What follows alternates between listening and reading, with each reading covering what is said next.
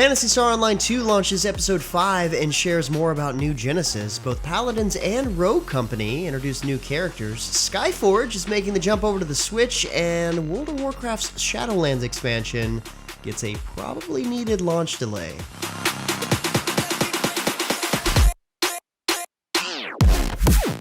What's good, everyone? James Ballon here with your weekly recap for gaming news and announcements of the week of October 2nd, 2020. And starting out the news this week, as it approaches its 20th anniversary, RuneScape is finally joining the modern world and launching on Steam. Yes, after all this time, RuneScape will be coming to Steam on October 14th this year, alongside a dedicated Steam community team and the usual Steam features, including achievements. For those who like the classics better, old school RuneScape will also be coming to Steam at a later date, sometime in early 2021, Jagex says. In other interesting news, My.Games has announced that it will bring its free-to-play MMO Skyforge to the Nintendo Switch. This game won't require a Switch Online membership to play, and all content updates are planned to be free, too.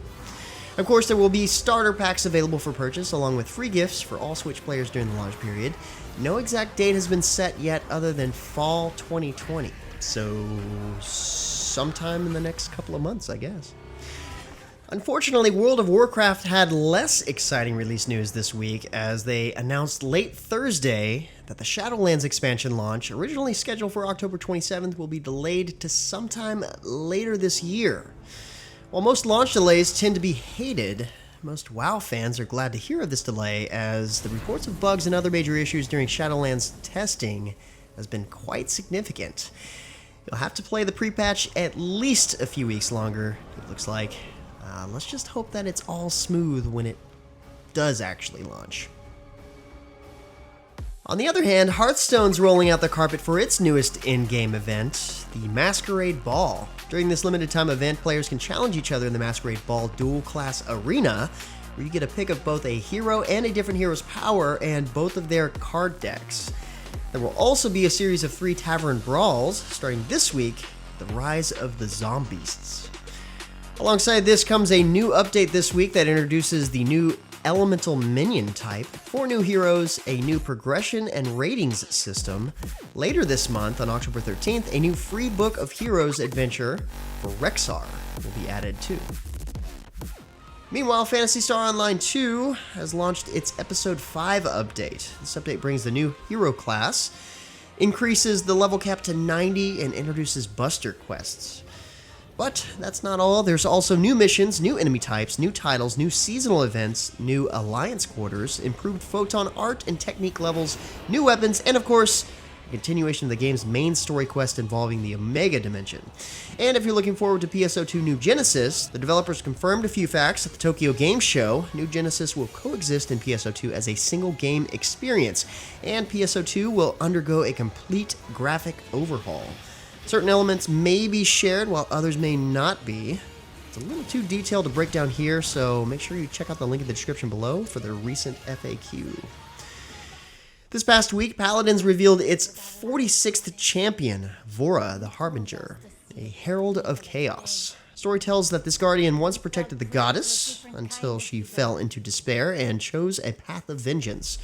Vora is a flanker with a self-heal passive, an alt fire that knocks back and offers momentary immunity, a closer, and an intense ultimate that grants 80% movement speed, 30% damage reduction, and stuns, cripples, and silences the enemy target while dealing a massive amount of damage. We just thought League of Legends new champion Samira was the only one a little bit broken. I guess others are wanting a piece of that action as well. The patch preview also reveals a visual rework of the Frozen Guard map and a new Arcane Pax Battle Pass. And in other high-res news, Rogue Company doesn't want to be left out. This week, the free-to-play shooter has gone into open beta, now officially free to play for all. Alongside the launch, there's a new playable rogue in town, Dahlia. She can link up with an ally for an entire round, able to help revive them in battle when she's in range, and inheriting their passive. She also uses a submachine gun, so you can feel like a badass next to your buddy. As a reminder, Rogue Company has full cross-save and cross-progression, so you can play freely on the platform of your choice. If you're itching for something a bit more sci-fi, PlanetSide 2 has also pushed an update this past week. The Shattered Warpgate introduces campaigns, new open-world missions that offer lore over the course of multiple chapters, and changes to the landscapes of the game. In this first campaign, players will find a complete revamp of Esamir, new weapons and equipment, improvements to social hubs, and more. Next up in the news, Brawlhalla introduces its newest legend this past week, Mako, a humanoid-style shark who's ready to prey on the other legends in battle. Mako uses a greatsword and guitars and swims into the season with 3 skins already available to grab, themed around the Goblin Shark, Orca, and Hammerhead Shark. A new Synthwave Battle Pass, plus the usual collection of balance changes and events, are also out with this latest update. World of Warships is ready to weigh anchor this week with update 0.9.9. 2 American battleships, the Kansas and the Minnesota, are now in early access for those who want a head start with these ships. This new branch features a solid salvo weight and firing range at the expense of reload times, good maneuverability, and moderate anti-aircraft defenses. The update also introduces the mercenary feature for clan battles and made additional miscellaneous improvements. Check the link patch notes below for the details. Conqueror's Blade has revealed new details about its next season, Legacy of Fire. Inspired by the Byzantine Empire, players will discover a new region, the Kingdom of Impros. New seasonal units include a defensive militia with earthenware grenades and units equipped with handheld flamethrowers. Of course, there will also be a brand new battle pass with over 200 rewards, including special cosmetics. Look forward to this free expansion on October 13th. Gamigo is celebrating its 20th anniversary as a game publisher and inviting players to celebrate with them. Through the month of October, players can participate in events in all of Gamigo's online games, from Arcade to Wolf Team and everything in between. Players participate in contests on Gamigo's special anniversary website and purchase unique anniversary packs to unlock additional bonus rewards. Meanwhile, Apex Legends kicks off its next collection event, Aftermarket. Next week on Tuesday, October 6th, this update will introduce the beta of crossplay, giving players a chance to test playing with others across different platforms.